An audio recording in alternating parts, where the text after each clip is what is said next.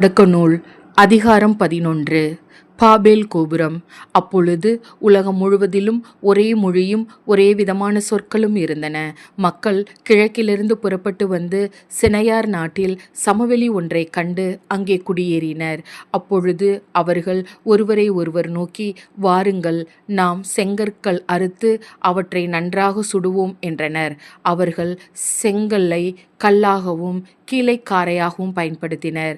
பின்னர் அவர்கள், வாருங்கள், உலகம் முழுவதும் நாம் சிதறுண்டு போகாதபடி வானளாவிய கோபுரம் கொண்ட நகர் ஒன்றை நமக்காக கட்டி எழுப்பி நமது பெயரை நிலைநாட்டுவோம் என்றனர்.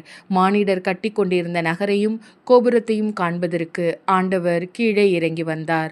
அப்பொழுது ஆண்டவர், இதோ மக்கள் ஒன்றாக இருக்கின்றனர், அவர்கள் எல்லோரும் ஒரே மொழி பேசுகின்றனர். அவர்கள் செய்யவிருப்பதன் தொடக்கமே இது. அவர்கள் திட்டமிட்டு செய்யவிருப்பது எதையும் இனி தடுத்து நிறுத்த முடியாது. வாருங்கள், நாம் கீழே போய் அங்கே ஒருவர் மற்றவரின் பேச்சை புரிந்து கொள்ள முடியாதபடி அவர்கள் மொழியில் குழப்பத்தை உண்டாக்குவோம் என்றார். ஆண்டவர் அவர்களை அங்கிருந்து உலகம் முழுவதிலும் சிதறுண்டு போக செய்ததால் அவர்கள் நகரை தொடர்ந்து கட்டுவதை கைவிட்டனர். ஆகவே அது பாபேல் என்று வழங்கப்பட்டது. ஏனெனில் அங்கே ஆண்டவர் உலகெங்கும் வழங்கி வந்த மொழியில் குழப்பத்தை உண்டாக்கினார்.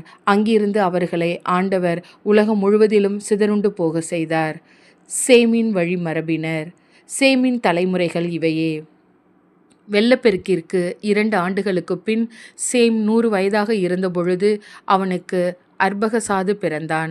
அர்பகசாது பிறந்த பின் சேம் 500 ஆண்டுகள் வாழ்ந்தான். அப்பொழுது சேமுக்கு புதல்வரும் புதல்வியரும் பிறந்தனர். அர்பகசாது 35 வயதாக இருந்தபொழுது அவனுக்கு செலாகு பிறந்தான். செலாகு பிறந்த பின் அர்பகசாது 403 ஆண்டுகள் வாழ்ந்தான். அப்பொழுது அர்பகசாதுக்கு புதல்வரும் புதல்வியரும் பிறந்தனர். செலாகு 30 வயதாக இருந்தபொழுது அவனுக்கு ஏபேர் பிறந்தான். ஏபேர் பிறந்த பின் செலாகு 403 ஆண்டுகள் வாழ்ந்தான். அப்பொழுது செலாக்கிற்கு புதல்வரும் புதல்வியரும் பிறந்தனர். ஏபேர் 34 வயதாக இருந்தபொழுது அவனுக்கு பெலேகு பிறந்தான். பெலேகு பிறந்த பின் ஏபேர் 430 ஆண்டுகள் வாழ்ந்தான். அப்பொழுது ஏபேருக்கு புதல்வரும் புதல்வியரும் பிறந்தனர். பெலேகு 30 வயதாக இருந்தபொழுது அவனுக்கு ரயு பிறந்தான்.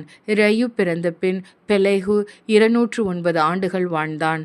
அப்பொழுது பெலேகிற்கும் புதல்வரும் புதல்வியரும் பிறந்தனர்.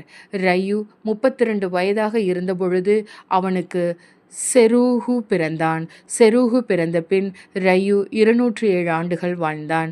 அப்பொழுது ரயுக்கு புதல்வரும் புதல்வியரும் பிறந்தனர். செரூகு 30 வயதாக இருந்தபொழுது அவனுக்கு நாகோர் பிறந்தான். நாகோர் பிறந்த பின் செரூகு 200 ஆண்டுகள் வாழ்ந்தான். அப்பொழுது செரூகுக்கு புதல்வரும் புதல்வியரும் பிறந்தனர். நாகோர் 29 வயதாக இருந்தபொழுது அவனுக்கு தெராகு பிறந்தான். தெராகு பிறந்த பின் நாகோர் 119 ஆண்டுகள் வாழ்ந்தான். அப்பொழுது நாகோருக்கு புதல்வரும் புதல்வியரும் பிறந்தனர். தெராகு 70 வயதாக இருந்தபொழுது அவனுக்கு ஆபிரகாம், நாகோர், ஆரான் ஆகியோர் பிறந்தனர். தெராகின் வழிமரபினர். தெராகின் தலைமுறைகள் இவையே. தெராகிற்கு ஆபிரகாம், நாகோர், ஆரான் ஆகியோர் பிறந்தனர். ஆரானுக்கு லோத்து பிறந்தான். ஆரான் தான் பிறந்த நாட்டில் ஊர் என்ற கல்தேயர் நகரில் தன் தந்தை தெராகிற்கு முன்பே இறந்தான். ஆபிராமும் நாகோரும் பெண் கொண்டனர். ஆபிராமின் மனைவி பெயர் சாராய். நாகோரின் மனைவி பெயர் மில்கா.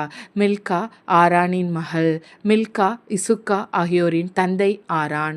சாராய் குழந்தை பேர் இல்லாமல் மலடியாய் இருந்தார்.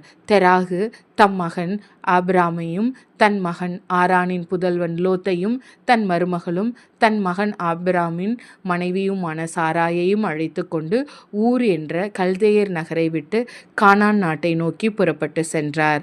காரான் என்ற இடத்திற்கு வந்ததும் அங்கேயே அவர்கள் தங்கி வாழலாயினர்.